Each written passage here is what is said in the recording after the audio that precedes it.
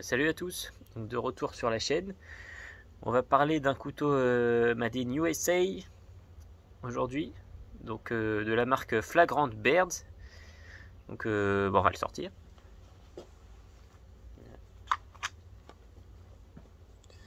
Il s'agit du Havoc chez Flagrant Birds. Voilà, donc il a une forme un petit peu particulière. Voilà, soit on aime, soit on n'aime pas. Moi j'ai bien aimé. Donc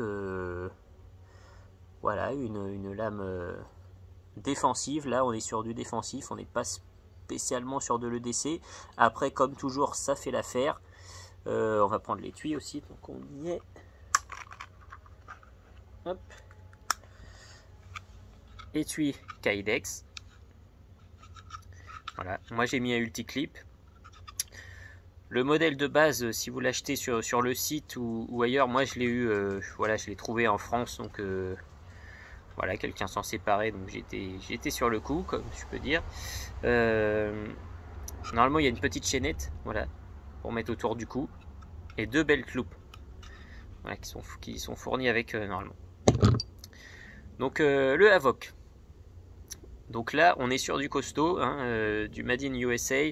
Je sais pas si on va bien voir. Là, voilà, il y a le petit logo Flagrant Birds, ok, de ce côté-là, et le nom du couteau de ce côté-là, Havoc. Donc, on est sur un couteau de longueur totale de 16,8 cm.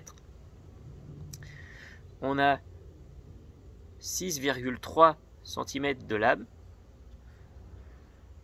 Épaisseur, alors là ça va plaire à certains. Épaisseur 6,35 à ce niveau-là, 6,35 mm. Donc autant dire qu'on a une pointe, quelque chose de super costaud, hein, voilà. Donc full tang, hein, une seule pièce d'acier, un petit picot sur l'anneau qui sert de zone de frappe au cas où et qui permet aussi une super bonne préhension. Voilà, le pouce vient bien se caler dessus, donc voilà, c'est vraiment agréable.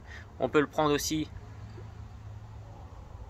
en prise normale, donc soit avec son doigt dans l'anneau, soit son doigt hors de l'anneau pour des coupes simples ou voilà, toujours du combat, sinon du EDC, hein, des petites coupes sympathiques.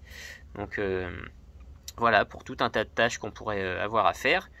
Ça gêne pas du tout. Quand on n'a pas le doigt dans l'anneau, on a l'impression vraiment de tenir un couteau lambda, en fait, de par le côté bombé ici, vous voyez. Voilà, c'est vraiment bien étudié. Ici, le grip vraiment aussi apporte a de l'intérêt. Ça fait son petit effet en main. Donc voilà, donc on est sur une finition River Wash. Eux, ils appellent ça River Wash. Voilà, sur leur site. Donc on a une lame tantôt.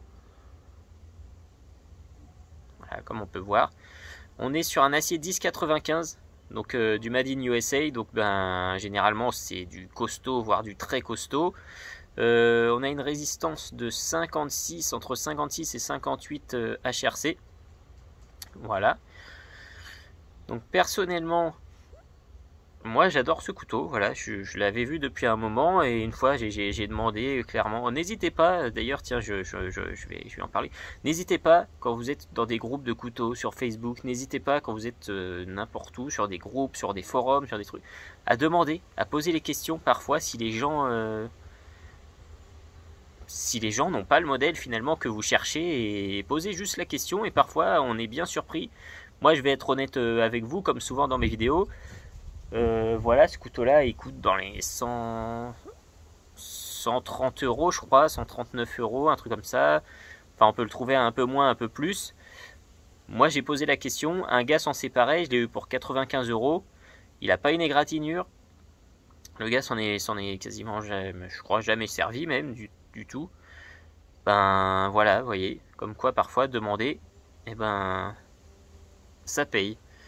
Donc n'hésitez pas. D'ailleurs, je vous invite à aller voir le groupe Messer Market sur Facebook.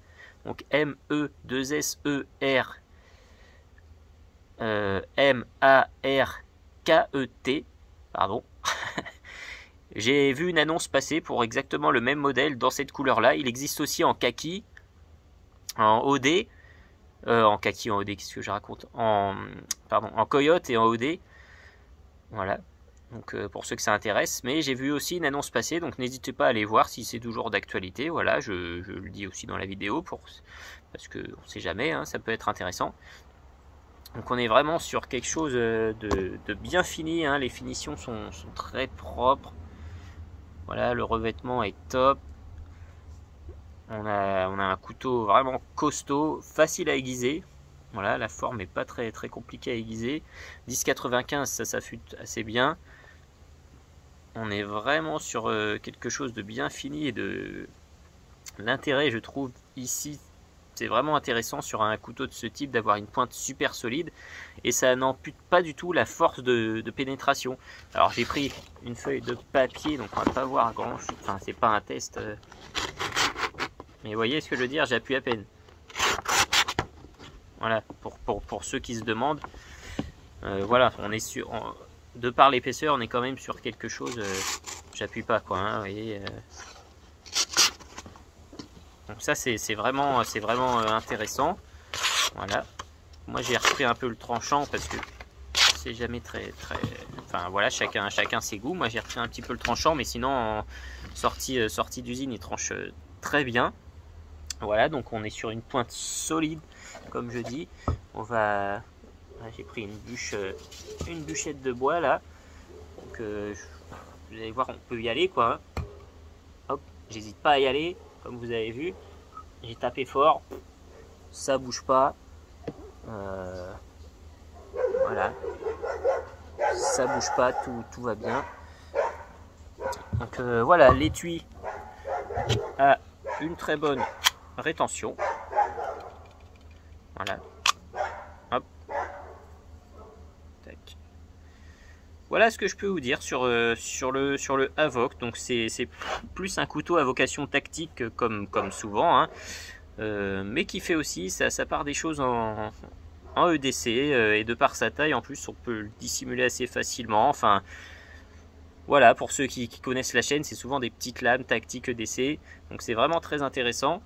Tac. Et donc voilà, pour ceux qui aiment les petites lames défensives, bah, je vous invite à aller faire des recherches sur le Avoc de chez Flagrant Birds. Voilà, je vais essayer de vous mettre des liens dans la description parce qu'on ne le trouve pas partout. Et voilà ce que je pouvais vous dire sur ce couteau. Donc si vous aimez le modèle, allez-y, foncez. Personnellement, moi je suis fan. Voilà, merci, salut à tous.